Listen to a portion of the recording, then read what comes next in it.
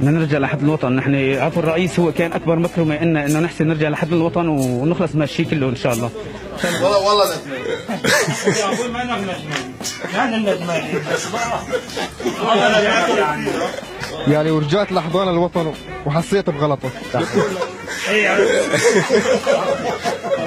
اخوي هذا كمان معنا افضل معنا والحمد لله. يعني شكارة شادي حلوه مو بس هو عنده مرئي اعلامي، قصدي تضليل اعلامي. نحن عندنا اذا بدك قياسات جميله قياسات عندنا. الظلم والقتل والاغتيالات والجوع وكل شيء. ما انتم كنتوا مسلمين المنطقه جوا، انتم مسلحين المنطقه. هاي الشرقية مش هالموضوع. نحن بدنا ناكل منك شايفين عليك اخوي.